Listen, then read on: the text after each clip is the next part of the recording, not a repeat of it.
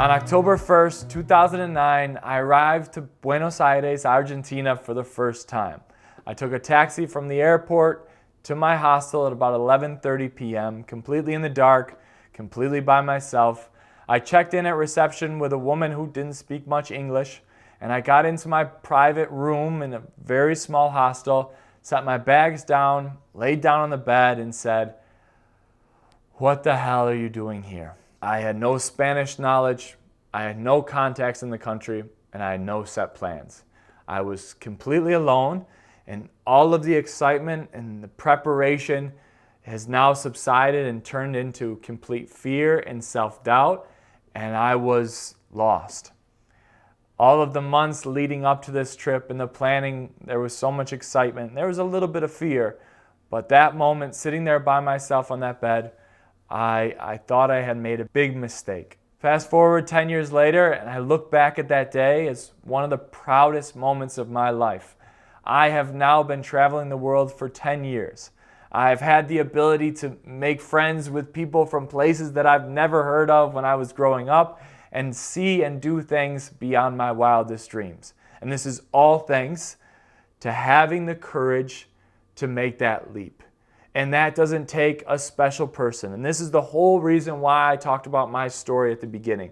Because I don't come from a place that is known to go and randomly pick up your entire life and move to a foreign place, especially if you don't have any friends or contacts or language knowledge.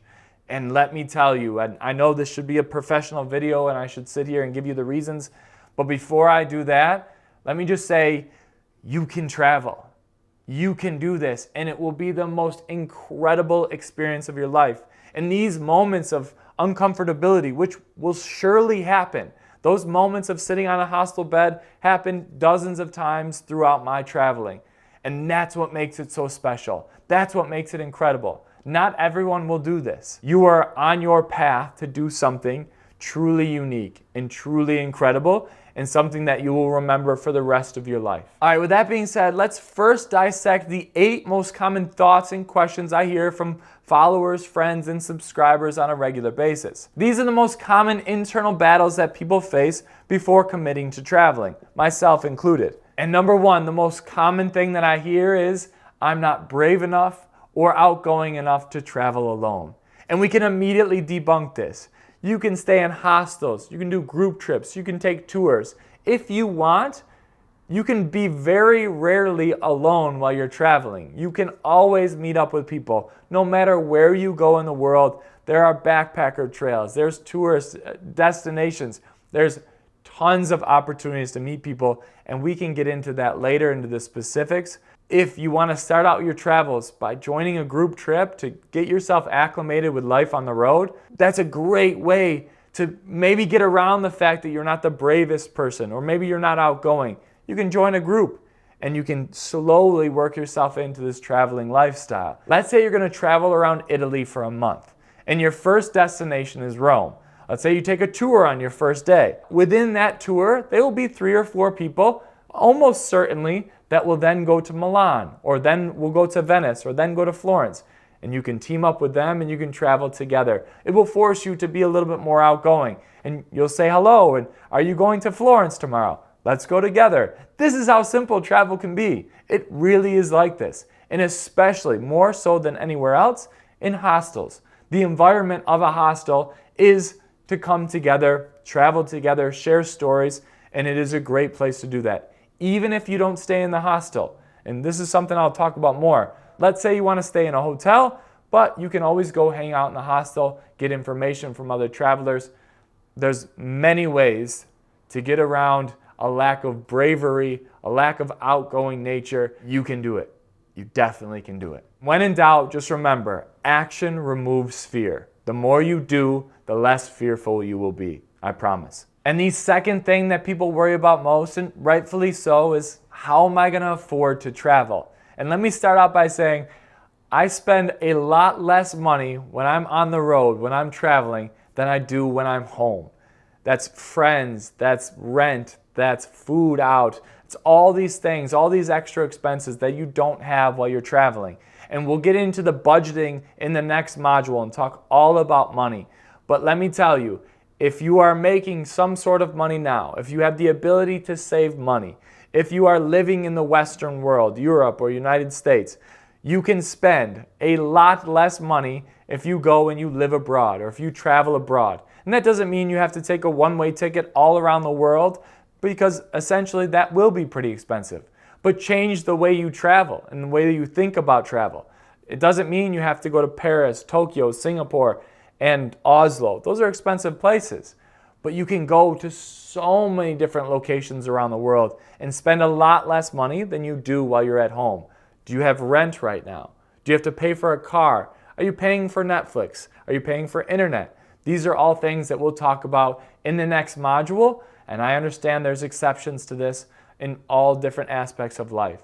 Maybe you're from a different part of the world where the monetary value isn't as high as other places. That's okay. We can find a way to travel, even if it's more locally. We can make this happen. And the truth is, if you want it bad enough, you'll find a way. And if not, you'll find an excuse.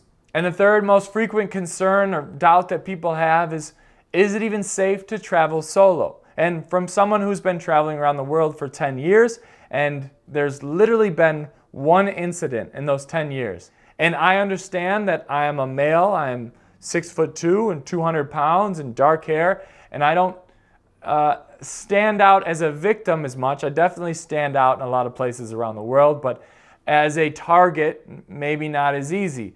And I understand that women there's certain places around the globe and cultures such as the Middle East or Latin America or places that you need to be more concerned about. And this can go into your destination selection that we talked about in previous videos. And I completely understand the question of safety is at the utmost importance. And unfortunately, based on the media and based on fear, we think that anywhere outside of our own comfort zone, our own home, is a dangerous place. And it's simply not true. There's definitely regions around the world that I can't go to, and there's certain places within different regions, within countries, within cities even, that I stay away from. And that's just based on research and listening to locals. Please do not let fear of an unknown place take over your desire to go travel. Usually the people that are telling you travel is dangerous are people that don't travel. I would not be too concerned about this. Just think about it when you're making your destination selection. And please do not listen to people that don't travel telling you that travel is dangerous. Please just do your research, listen to locals, and get advice from people who actually know. That's the best advice I can give. But do not let fear get in the way of your passion to travel. It is debilitating. It is a waste of time. Don't do it. The world is a beautiful, friendly, and amazing place. And you just have to be careful of what you do. That's it. Other than that, go out and enjoy traveling because it's amazing. And the fourth thing that people really concern themselves with is the guilt that they feel for leaving loved ones behind if they're traveling solo. And if there is a health or stability issue in your family, I completely understand you holding off on this adventure. Traveling solo is a big decision, and no doubt it affects your entire family. But you got to remember this. In the grand scheme of things, what is a month abroad? What is 6 months abroad? If you have a stable household, if you have a stable relationships and friendships where you can be gone, then by all means, 1 month, 2 months, 6 months, 1 year out of your life even is very small in comparison to your lifespan. And within that time frame, whether it be a month or a year, the things, the traits, the characteristics, the experiences you'll have will affect your entire life and every single relationship in it. And the people who truly love and support you will want you to go chase your dreams. Even if there's concern by your mother or grandmother, which in my case is what happened, there's so much technology today between FaceTime, Skype, and all these different apps to stay connected. You can message on WhatsApp or iMessage. It's very easy to stay connected. Tell your mother that you're safe every day or every other day, depending on how concerned your mother may be. And this is the way that you can travel and that you don't have to feel guilty about leaving your loved ones behind, because this is an adventure for you and for your life. And if they love and support you, they'll understand that. And that fifth most common internal battle is the question of what happens when I get homesick, What happens when I get lonely while I'm traveling? And no doubt this will happen. This has happened to me tons of times. And usually on those days, I'll either call home, I'll call my mother, I'll call friends, I'll talk to somebody in my life, I'll send out a bunch of messages. And on top of that, I'll usually have a day where I just stay inside and watch Netflix and make some food or do something that makes me feel comfortable. No doubt you will get burned out from traveling, especially if you're going for a long period of time. And so you need those days, those moments where you just feel comfortable. Have a day where you sit and watch movies on your computer, or you just go for a walk, or eat some comfortable food, or talk to friends back home. There's ways around it. And don't feel guilty taking the days for yourself while you're traveling. I know there's a million things you can see and do, but if you're exhausted, if you're burned out when you're traveling, they won't be exciting. They'll get old very quickly. So make sure you have time for yourself and for your loved ones. The number 6 concern is another financial one, and that is, what about my career? Let's say you're on this path towards middle management and upper management, and you're on your way, and you say, I can't take 6 months off to travel now. I have jobs and I have obligations that I have to follow. And I understand that completely. Maybe you're not in a position, but maybe you take a 1-month sabbatical. You reset your clock, you clear your head, and you come back fresh and ready to go. There's so much value from someone who can travel and someone who can make decisions on the fly. You increase your decisiveness, you increase your ability to speak with people, you increase your ability to problem solve. There's so many characteristics that if I was a boss and I was hiring people, I would want someone who has traveled before. Or maybe you're in between jobs and you're going from a job to the next job. Take a few weeks, take a month in between those 2 jobs before you get started and go travel. Now, the 7th most common concern that I hear about is in regards to romantic relationships and how you can convince your partner to travel around the world by yourself for a month or up to a year. And the best possible scenario in this situation is traveling together, if that's something you want to do. You can learn a lot about someone by traveling with them. Speaking from firsthand experience, this has made and broke relationships for me. So if you can travel together, all the better. Now let's say that you can't for some reason. Let's say someone has a job and you want to travel around. And although I'm not going to lie to you, traveling without your partner can be very difficult. There's jealousy there, there's the inability to communicate on certain things, there's life experience that were earned, and there's maybe some resentment there. But again, just like family members, if they love and support you, they'll want you to follow your dream. And to make this a little bit easier, if you have an end date, if there is an expiration date to your travels, for example, I'm going to travel for 1 month and then I will be home, it is much easier to deal with. Then if you say, I'm going to travel around the world, I'm not sure what's going to happen, then you might need to have a conversation with your loved one because I'm not sure if it's going to work out. If it's someone that's meant to be, you'll find a way to make it work. And the last and final internal battle that I want to dissect in this video is the question of, am I too old to travel? And this is so disheartening to hear. And let me tell you why. About 2 years ago, I had the opportunity to trek to Mount Everest Base Camp with a small group of people, and it was one of the hardest, most challenging treks of my life. And right alongside me the entire trip was a 72-year-old man named Bob. And Bob crushed the hike. On top of that, my grandparents didn't start traveling until they retired at 55. And after they did, they started bicycling all over the world. They learned how to ski. They didn't let age hold them back from traveling. So nor should it you. If you're too young, too old, it doesn't matter. It comes with an attitude. And if you have the mindset that you can go out and travel and you want to still experience this world, which you definitely, by all means should, then go do it. It doesn't matter how old you are. You can start a blog when you're 60 and you can call it Over 60 Bloggers or Over 60 Travels, whatever it may be. There's always a market of people who want to hear from someone in the same situation.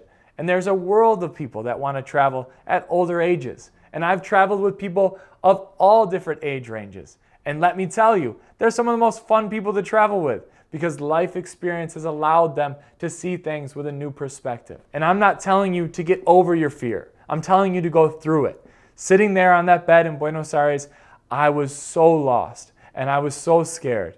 But you know what? The next morning I got up and I went for a walk around the city.